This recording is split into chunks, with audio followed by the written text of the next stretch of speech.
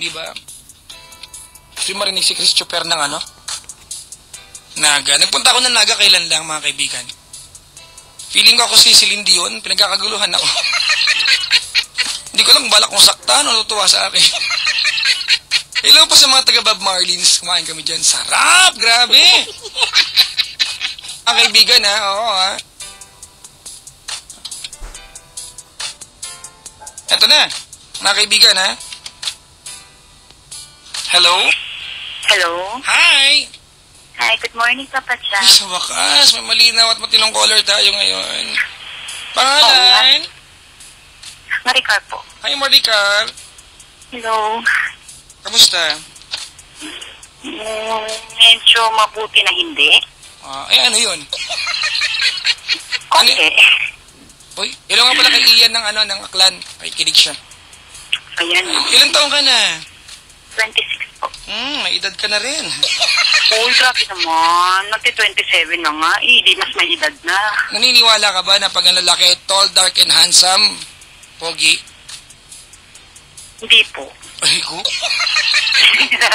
Ay. Paano pag tall, dark, and never mind ka na?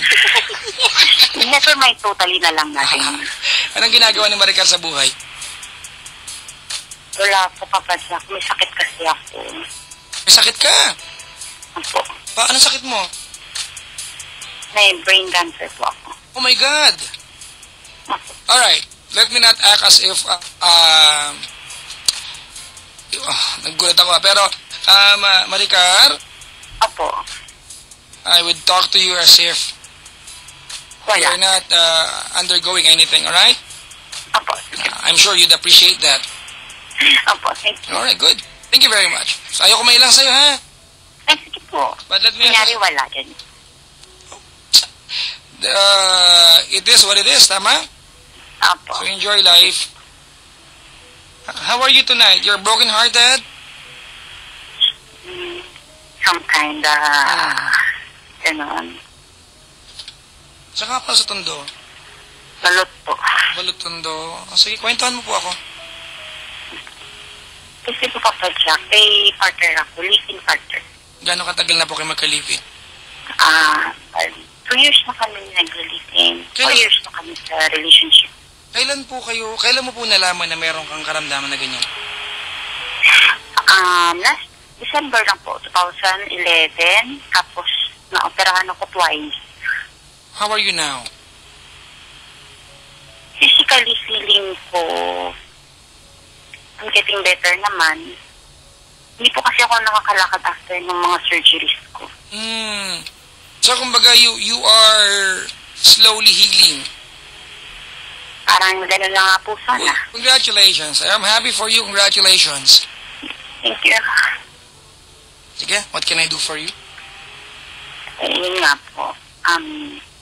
Yung partner ko po kasi pa dyan. Is dito. Before, nagkaroon, parang yung relasyon namin is parang masasabi natin na maraming napagdaanan na. Alright. Before, nung time na down siya, nandun ako sa kanya, ganyan, kasi po nakulong din siya noon. Nakulong? Ba't siya nakulong? In-accuse siya na nagnakaw daw dun sa kumpanya nila. Okay, sige, let's not go that far. Alright, anong problema at pinagdadaanan nyo ngayon? Ngayon kasi, ito, ganito nga. Dati po kasi bago ako magkasakit, business po ako. So may trabaho ako, ngayon okay na siya eh. Kung parang may trabaho din siya. You're working right now? Hindi po. Ako? Siya Yeah. po. Nagtatrabaho po siya ngayon. Magkasama kami ngayon dito sa bahay. Magkasama kami dito sa bahay. So, naoperahan ako 2 beses. Itong taon lang na to. Sino po sumagot? Ay, magulang ko po. Okay. Magulang ko. Naoperahan ako siya ng brain tumor, 2 beses ngayong taon. Noong December pa akong confined, ganyan. Kaya parang sa mga expenses, hindi naman niya ako masyadong matutulungan kasi nga, hindi rin naman ganun kalaki yung sinasahod niya. Tsaka, naiintindihan na yun. It's not a cheap process to, para pagdaanan yan. I'm glad na itawid yun ang tama. Nandagos, inuwayak. Ano po? Ma'am, wala kang ganong signal. Ay, hello po. Mm. Ayun, okay na. Alright. So, ngayon, parang, ang naano ko, parang nagbago siya. In what way po na nagbago? Kasi dati, kasi kumbaga ngayon siya lang ang may trabaho sa aming dalawa. Mm. Tapos, ang mga kaibigan niya, ang mga naging kaibigan niya sa trabaho is mga professional. So, parang feeling ko, parang lumalaki na yung ulo niya. Parang gano'n, nagmamalaki na siya. Inaway na kung saan nasasabi na niya na aalis na lang daw siya dito. Parang aalis na siya, bubukod na siya. This is the time that you need him the most. Opo, yun nga po. Alam ba niya yun? Bakit ngayon pa? Alam ba niya yun? Pag pinag-uusap kami, palagi na yung sinasabing wala naman daw, hindi naman daw siya nagbago. Kaya lang papasak, nararamdaman ko. Hindi ko man nararamdaman na parang may iba. Nararamdaman ko na parang hindi na siya komportable na ganito kami, kasama kami. Alright. Ito ba sinasabi niya sa'yo kapag sorry pero I'm trying to read between the lines here, alright? Opo. Ito yung, this is your exact words. Nararamdaman ko kahit hindi niya po sabihin. Tama? Opo, kasi may mga actions na. Hindi kaya, alam mo, Maricar, Opo. hindi kaya right now you're just being uber sensitive? Papasak hindi naman siguro eh. Kaya kasi yung kumbaga, noon okay ako, noon kami sa trabaho. Mm. Iba, saka yun na siya na lang. Tapos ganito. Wala ka po signal, ma'am. Iba yung noon na parang kami may trabaho. Iba rin siya ngayon na siya na lang nga nagtatrabaho at ako ay may sakit. What is your question tonight, Maricar? Sinasabi ko po kasi sa kanya na kung ayaw na niya, maging honest na lang siya sa akin. What if, Maricar? Opo. What if hindi naman sa ayaw niya pero ikaw lang yung nagpipilit sabihin na baka ayaw mo na o ayaw na niya? What if yung pinagdadaanan mong sitwasyon tonight is completely, di ba, the things that you've orchestrated kasi feeling mo eto talaga yung nagaganap but no pala? Iniisip ko, baka mamit mo. Kapag parang, maraming what if, maraming kasi alam mo ganito, Maricar, I completely understand what di ba? What you're going through tonight, alright? I completely understand. But the point is, the truth of the matter is, Maricar, diba, ito yung mga bagay na ikaw lang din ang pumiling maramdaman. But when you ask him, hindi naman yun ang sinabi niya sa'yo, tama? Hindi, opo. Oh, ibig sabihin ate, baka mamaya, you're just being uber sensitive ngayon. And I cannot blame you kasi hindi naman madali ang pinagdadaanan mo. Kasi parang bakit ngayon hindi pa pinaparamdam sa akin? Hindi, yun nga ang point ko. Maricar, yung ang point ko, baka mamaya gusto mo lang maramdaman yan. Hindi nga kasi siya papacheck looking forward sa future na magkasama kami. Paano mo nasabi yan? Parang, dito, wala na siya nababanggit with regards sa wedding, mga ganyan, mga plans namin before. Pag tinatanong ko siya, pag tinatext ko siya, wala na siyang reaction.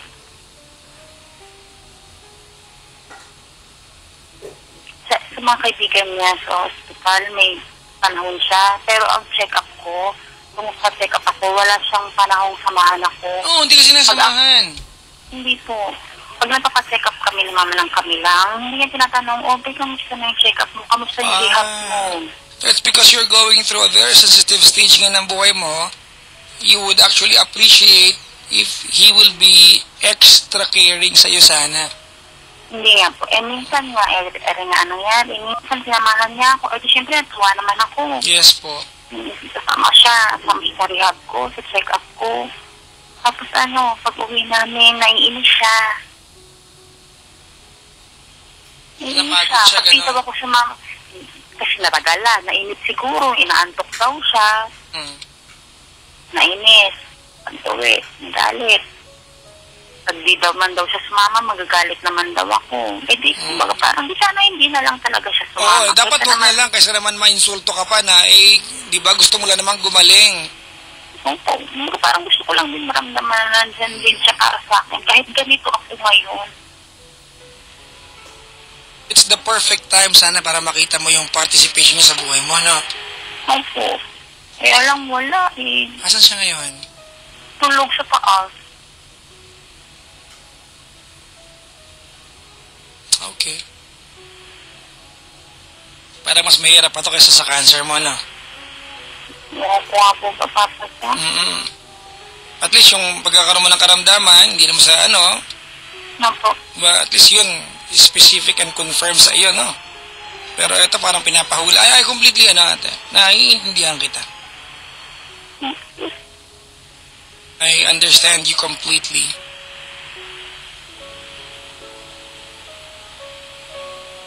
Alright. What's your question? Tama pa ba na nandito ako sa relasyon namin? Kahit ganun na.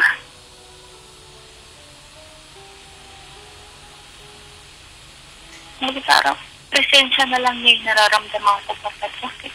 Okay. Uwi siya, aalis siya. Maricar, Opo. dumating na ba sa point na pakiramdam mo, he is taking part dyan sa buhay mo because naaawa lang siya dahil may cancer ka?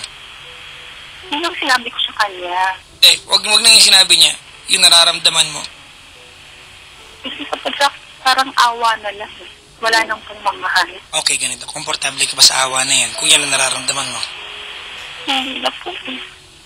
Hindi naman ako makasarili kapag naya ko siyang mag-stay sa akin. Alam ko may sarili din siyang buhay. Ganito, Maricar, ituturing kita na gano'n, na tonight, you may have your cancer, di ba? But you are as normal, as capable as, di ba, as people around you. Opo. And may advice to you, di ba, ay kung panggagalingan ko, ate, ay kumbaga kung saan ka magiging masaya, hindi yung kung saan ka mas may makakakampi na tao sa paligid mo, and yet hindi ka naman kayang pahalagahan just like the way that you want and need right now. Opo. It's actually confirmed naman, ate. If you're telling me exactly your stories, ate, kasi I have this fear tonight as we talk na baka mamaya ikaw lang din ang naaawa sa sarili mo and you're just being oversensitive. Pero yung pagpapacheck up, hindi kanya magawang samahan, ate, that's not acceptable. Opo. Wala kang sinat, wala kang lagnat, may cancer ka. You need all the attention and the love that you deserve that He can give you, sana.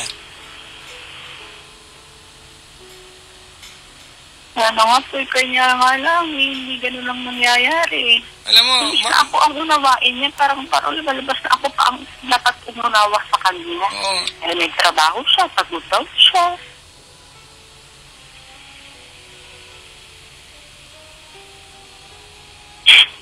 Alright, ganito gawin natin, ha? Maricar, Opo. answer me, ha, without any reservations. Can you do that? Opo. Alright. Do you think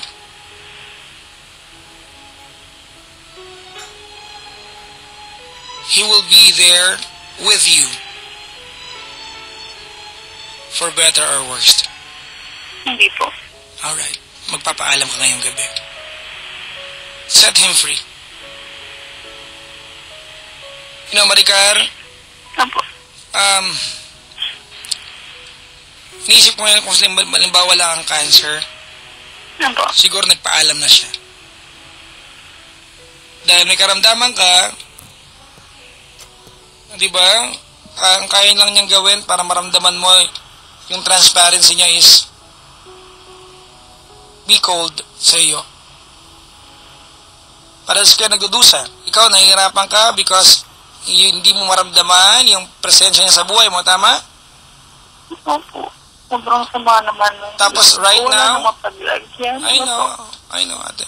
But right now, at the same time, he is 'Di ba? He is a host, he is a hostage ate sa inyong relasyon.